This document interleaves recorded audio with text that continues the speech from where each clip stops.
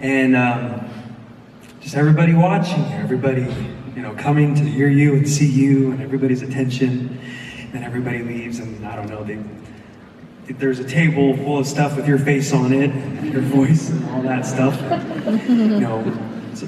Buy my voice, buy my face, buy my, just all that stuff. And it was a interesting transition to go from this kind of a thing to where it's kind of everything is about the focus on you.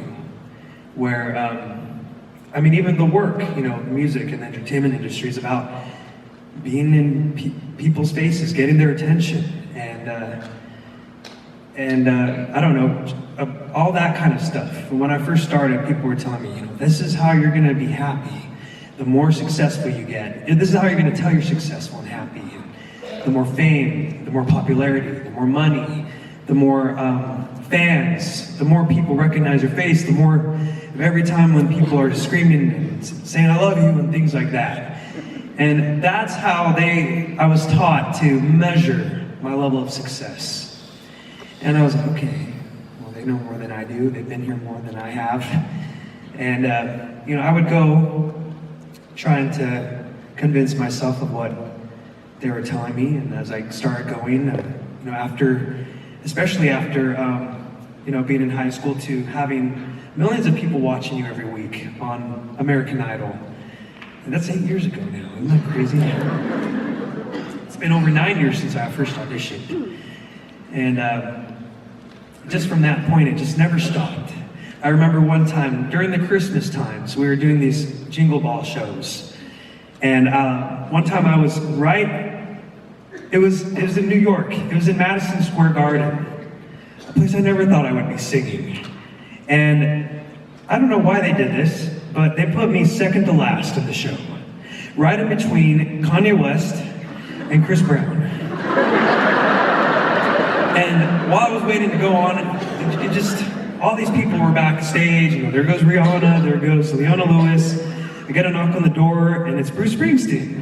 Hey, my daughter and her friends would like to come take pictures with you. Is that okay? I'm like, Bruce, yes, you're Bruce Springsteen, come on in.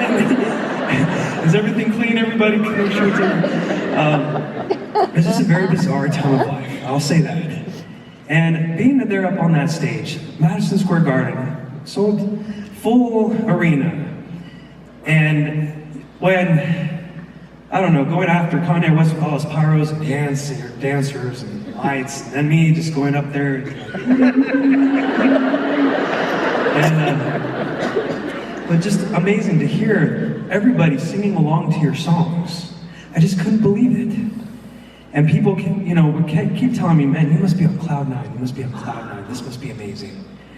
I thought, this is pretty amazing. I never thought this would happen. But after those moments, they're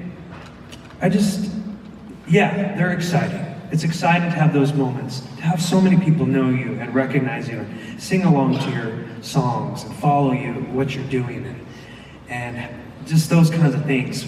But it's kind of like I always compare it to eating a cake. Because, the cake tastes so good, it's so amazing, it's so sugary. I always get a sugar crash after I eat. And you think, oh, well, this is really good though, so I'll just eat more to feel better, because it tastes really good. But the more you eat, the more of a sugar crash you get. And that's how I would kind of compare it to. So it's a very exciting feeling. It makes you feel a lot. But it only lasts for a moment. And as soon as it was there, it's gone.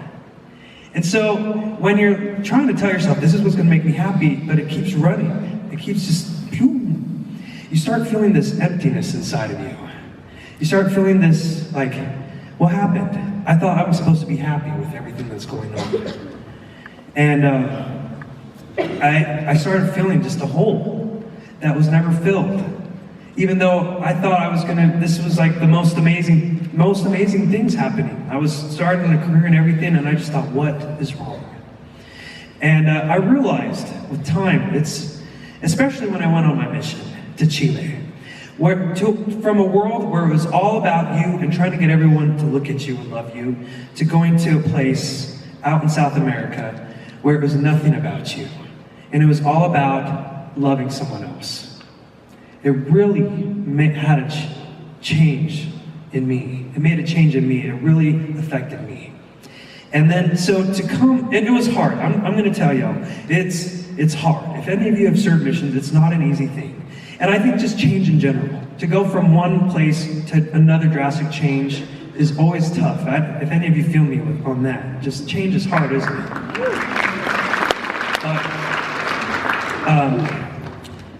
Going from that, it just helped. I felt like I was filled again.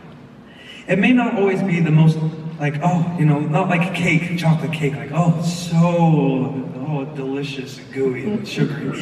But I felt like I was getting my real foods that was giving me life again. And so to come back from a mission back to this life again was another hard change. Well, like I said, change is hard. Okay, and I've been talking a lot. I promise a song is coming. I'm going to sing some more. When I came back, I was trying to convince myself, I'm going to work hard again. I'm going to show people, a lot of people thought, whoa, he fell off the face of the earth. And I was like, I'm just going to show them that I'm here to work, But I was trying to I was putting myself back into a place that I felt empty again. I was like, why am I doing this? Trying to write these songs, how catchy can we make them? Are these lyrics, I don't know, just catchy enough? I'm like, what am I doing? I trying to do whatever I can to get people to look at me again. For what? And so I was in a writing session. I was just feeling, I don't think I want to do this. And I called my manager one day while I was in Nashville doing writing, and I just told her, I don't want to do this anymore. And she said, okay, well, there's a lot of things we've got to change then. And she said, well, you have a writing session tomorrow. Do you want me to just cancel it? And I said, well, no, I'll go into it. I committed to it. And so I went to the writers, and just like every songwriting session, they said, so what's been on your mind lately?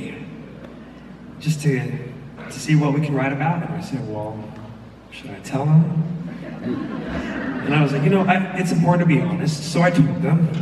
And I'd said, I just got back recently in Chile, being a missionary, teaching people, sharing with them, serving them, teaching them about Jesus Christ as we think about him in this time of year. And I thought, well, here I am back again trying to just prove myself, and I don't know what way. I don't think I want to be here. I don't even know I'm here right now. I'm not here, but over there in the songwriting session. And they said, well, why don't we write about that? I was like, I hadn't thought about that. Writing about things you actually go through and feel. So we did, and as we were talking and writing, I realized, I do want to take another shot at this. But this time, I can't go back to focusing on the things everyone told me to focus on. I need to focus on the things that matter to me. The things that have always filled that place. The simple things.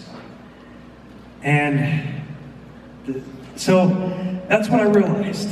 And so that's what this song is about. To realize that as we move forward, and I can still be doing this in music, but I can't let go of who I came close to in my mission.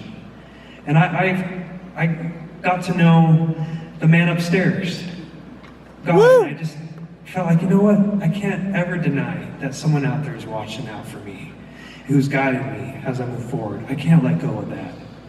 And I don't want to ever go back to that place where I felt empty and where I felt numb. And so that's what this song, finally, the song. If any ever tells me,